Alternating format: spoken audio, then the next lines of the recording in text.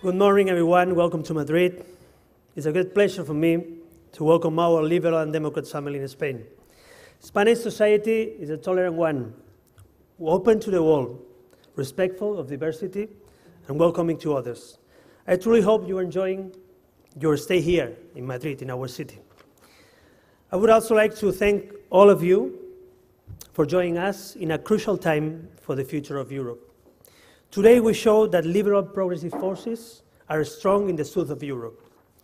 In Spain, Ciudadanos is growing as the alternative to populisms and nationalisms. And we will be a force in the government soon, I promise. Together we are confronting those who want to raise division and hate in Europe. And that is good news, but it's also an evidence that something is going or something is not working. The economic crisis, the mismanagement with the migration crisis, the decision of British voters to leave the European Union, and the growing support of the populists and nationalists across Europe are the evidence of the disenchantment. Citizens in Europe need to feel they have a say, and their say is heard. Rational arguments and policies are necessary, of course, but are not enough for winning citizens' hearts. We also need an inspiring and hopeful discourse for Europe. We need less bureaucracy. We need more values in this moment. The challenges of today are greater than any nation state of its own. Climate change does not stop at the national borders. Terrorism does not stop at the national borders. Digitalization does not stop at national borders. So the world has changed, and so we should change. So far, traditional parties on the left and the right have failed to facilitate change.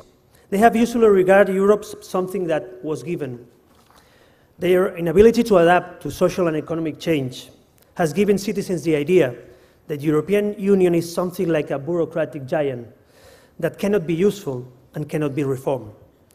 Well, it can be reformed, and we will do it together.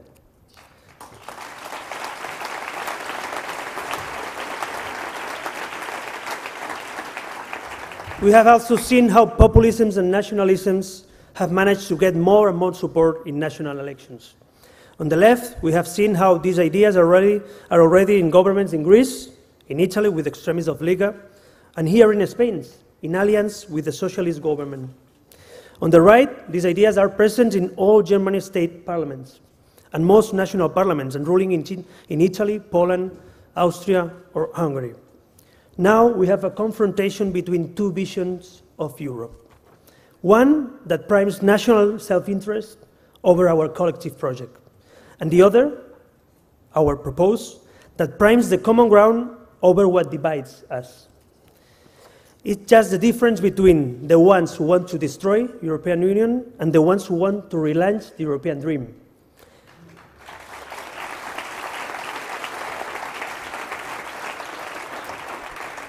The battle is on the table, nationalism and populism against liberals and democrats. We must lead the alliance between moderated European people. We must beat the extremist forces in the polls in May. We must convince Europeans that our values, union, equality, liberty, are better for our society than the counter values of them that can destroy our continent like some decades ago. And what now? We are an historical moment. We are going to the polls next year in order to choose what kind of Europe we want to live in. The European Parliament elections of May will shape our future, and we have a unique opportunity to respond to citizens' demand. What are they waiting for? Well, I think it's very simple. They want a Europe that works. They want a Europe that works, and we must do it. And how can we do that? Well, the liberal progressive family has been successful in triggering reforms that help make European institutions more transparent, more effective, and more efficient. Our values have contributed to forming greatest coalitions at the European level, but also our prime ministers and party leaders have fostered reforms in the national parliaments, and also our majors and regional leaders have implemented them. But I think that this time will be different. Now there are forces openly saying that they want division, hate, and intolerance. So, the idea that sovereignty can only be national is wrong. True sovereignty is the ability to act collectively, to tackle the major issues of our century. If these issues transcend national borders, how can our solutions be confined to those borders? What we need is a Europe and European sovereignty that also transcends national borders.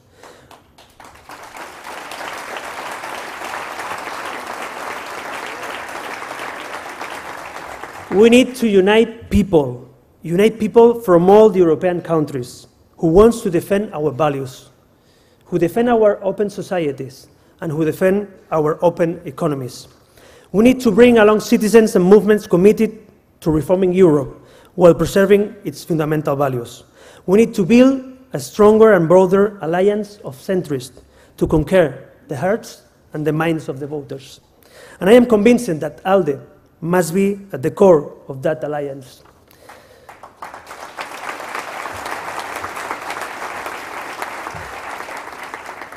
But I think that we must be generous. I think that to be stronger, we must be generous. So we should know that for this challenge, we have to open our arms. We should be open to others pro-European movements and leaders, like our brothers in France, La République En Marche, and President Macron. Thank you.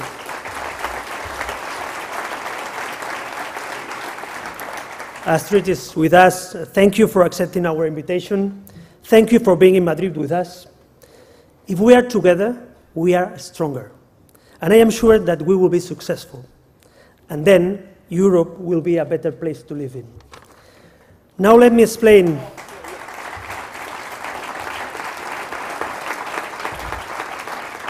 Now let me explain these last words in Spanish just for a minute. Necesitamos construir una alianza fuerte y amplia entre los centristas y liberales europeos. ¿Y para qué? Para derrotar a los verdaderos adversarios nuestros y de Europa, los nacionalistas y los populistas. Para eso hay que sumar.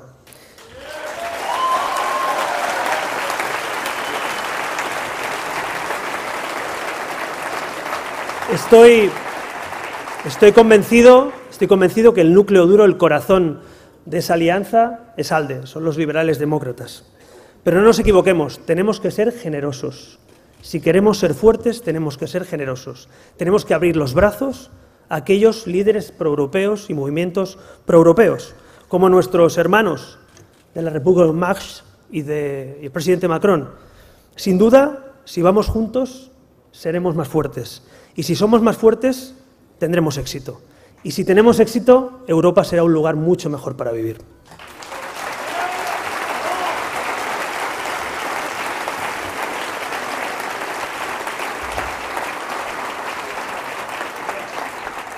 This new alliance has to make possible a new beginning for Europe, a project that will renew the promises of our founding values, peace, prosperity, freedom, and solidarity, while providing a response to the challenge of our future.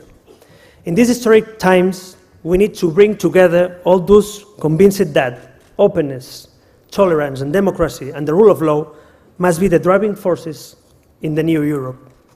This Europe will be defined by progress and shaped by reforms, delivering an Europe that is sovereign and able to defend its interests, but also to protect our citizens. I am willing to compromise, and we have been actively working with our teams to create this broad alliance of pro-European forces, leaving aside our difference. That is precisely what the liberals, Democrats represent. That is precisely what we have to do in the coming months. I am willing to build bridges, not to build walls. And I think that I am willing to